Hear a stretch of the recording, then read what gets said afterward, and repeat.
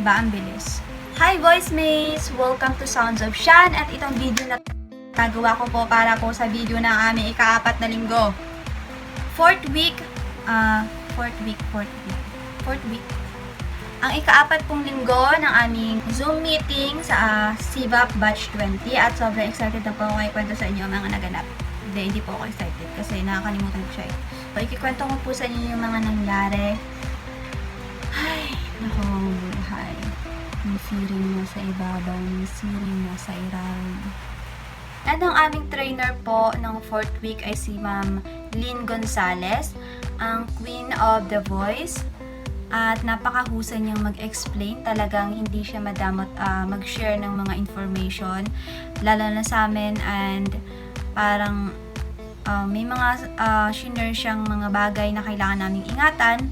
Lalo na kapag graduate ka na ng CVAP or ikaw ay isang voice artist or interesadong maghanap ng mga projects. So, thank you so much po, Ma'am Lynn, ang Queen of the Voice, sa inyo pong mga itinuro. Katulad ng mga kontrata at mga kung ano-ano pa. At si Ma'am Lynn ay napakahusay na voice artist at siya po ay Batch 1. If hindi po ako nagkakamali, Certified Voice Artist Program. Graduate po siya ng Batch 1. So, napakagaling kasi grabe. Dami niya ng experience and may mga tinutulungan din siyang mga voice artist na makahanap ng mga projects at kung ano-ano pa. And 4th week din po ay isa sa napaka hindi ko makakalimutang araw sa mga nagdaang meetings dahil syempre nagkaroon po kami ng live feedback sa mga assignments. Nagpasa po ako doon. Buong tapang ko po hinarap. Pasa yung surf. Ang Surf with Fabcon, mas pinagaling na surf with Active Clean na. Hindi pa nga po ata yung bigkas ko dun. Surf. Ewan ko po ba? Basta surf po yun. Ba't kasi hindi na lang bareta? Ayun, pinasa ko po yung commercial na ni-voice over ko at syempre, na-excite kasi ako. Sayang naman yung chance na makakuha ka ng live feedback sa mga mahuhusay na trainer katulad ni Papa Lem at ni Sir Navi. Si Sir Brian, ayun, nakikinig din siya ng time na yon. And natutuwa po ako kasi that time talaga nag-expect ako na madami po talaga makukuha ang comments. Maybe hindi na lang po nila sinabi. So yan ang output ni Shania. First is Snaps. Yata si Shania sa nagsabi before, hindi siya masyadong confident when it comes to her output.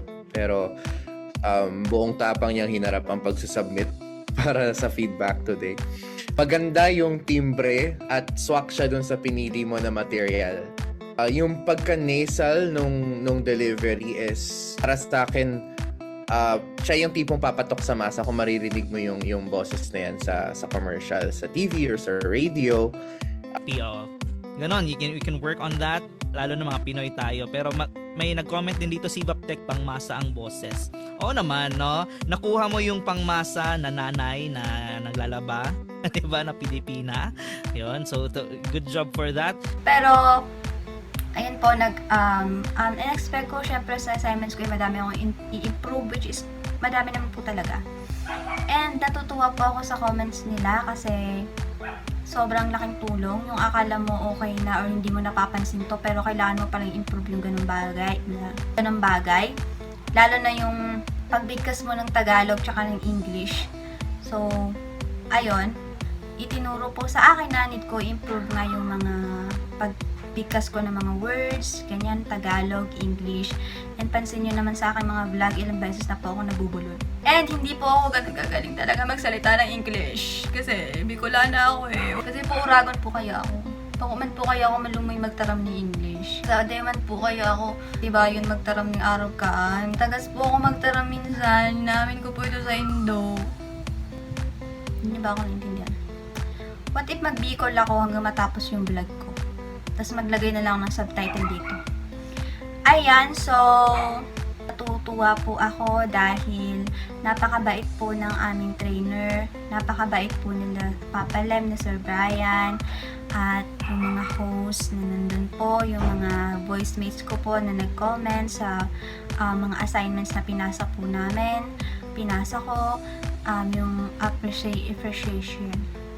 Maraming salamat, Shania. Palakpakan naman natin si Miss Shania. Palakpakan.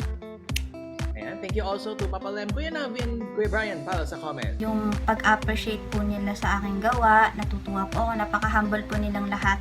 And isa pa doon, naiinis po ako kasi nawala po ako nung pahapon na dun sa Zoom at hindi ko in-expect na nag-surprise visit po ang aming voice master na si Sir Pocholo de Leon. Nakakalungkot kasi hindi ako kasama sa picture. Hindi pa ako nakapasok sa Zoom po sa internet. Ayan, nag-screenshot po sila tapos hindi po ako kasama. Tingit ko na lang po yung sarili ko.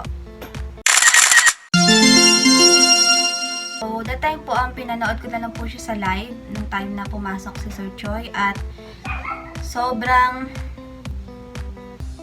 na-touch ako at natuwa sa mga napanood ko dahil napaka-humble po talagang tao ni Sir Pocholo de Leon Gonzales.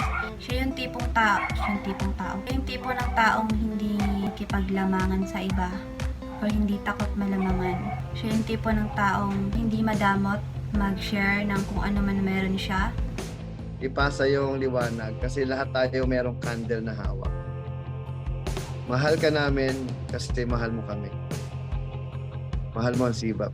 Siya rin yung tipo ng taong marami nang narating pero never niyo po yun ipinagyabang. And hindi rin po siya yung tipong eto ako, ayan ka lang. Parang bang pantay-pantay tayo. Basta sobrang bait ni Sir Choi dun sa mga salita niya na parang tumatago sa aking puso at isipan. Ang bait kasi ni Sir Choi eh. Tapos dun sa live na yun na napanood ko or sa 4th week na yun, ang dami kong na-realize. And ang dami kong natutunan na yung galing mo kapag ibinahagi mo sa ibang tao, hindi ka naman mawawalan. Madadagdagan ka pa. Kasi lalo na if yung taong binahagian mo ng galing mo or kaalaman mo ay marunong lumingon sa'yo. Kasi yung mga taong tinulungan mo, sila din naman ang magpapakilala sa'yo na siya yung nagturo sa akin ng ganito or ng ganyan. At yung mga taong hinawaan mong yun, kahit saan sila magpunta, dala-dala ka pa rin nila. So, hindi ka nawawala. Hindi ko alam kung naiintindihan niyo yung sinasabi ko, pero yun yung isa sa bagay na pinaka natutunan ko. Kasi si Sir Choi ay sobrang, alam naman natin siya ang voice master at madami siyang ibinahagi. Nung nabasa ko yung libro niya, madami siyang pinagdaanan bago niya pa nabuo yung Certified Voice Artist Program. Kaya ako na nagsasabi po sa inyo na napakaganda po ng programa na ito. Hindi po to eme-eme lang. Kasi kahit ako po ay wala pong idea noon talaga dito. At hindi ko in-expect na hindi lang tungkol sa pagiging voice artist ang mga malalaman o matututunan ko. But syempre yung pananaw mo sa buhay. At totoo nga ng Siva po is family. Sa ngayon po, hindi pa po natatapos yung aming meeting. Kakatapos lang po ng 4th week. And nasa point po ako ng buhay ko na kailangan ko na mag-rush. Kaya kung mapapansin nyo yung vlog ko, hindi nagbago, diba? Yung vlog ko ng 3rd week, yun din yung vlog ko ng 4th week. Ayun, wala akong masyadong maikwento kasi natatouch ako ng sobra. Nung time na pinanood ko yun, parang naiiyak-iyak pa ako. Gusto nyo mapanood yung video ko?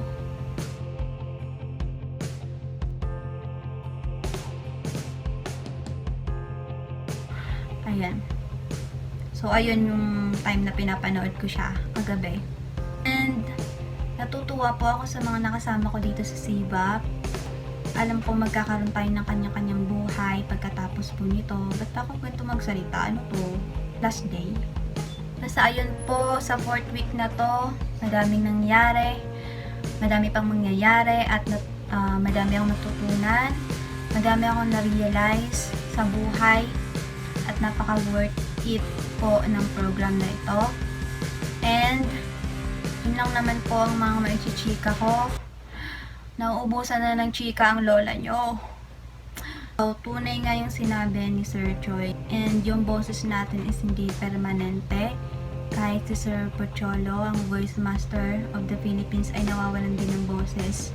At alam kong darating yung time na lahat tayo ay mawawalan talaga ng boses. So, yung opportunity na to, yung chance na nakapagsalita pa tayo, gamitin na natin ng maayos.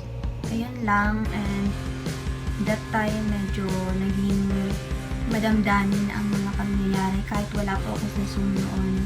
Nawala lang naman po ako pag nandun po ako. Nanood na lang po ako ng live.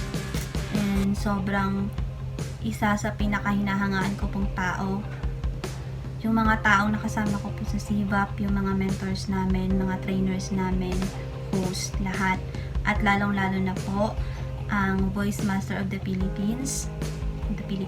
Ang Voice Master na siyang nagpakilala po sa akin ng Certified Voice Artist Program na si Sir Pocholo de Leon Gonzalez. Yun lang po. Thank you so much po for watching. Hindi naman po ako malungkot. Hindi ko po alam bakit ganito yung energy ko ngayon. Siguro dahil for the tambak ang person ng mga assignment na.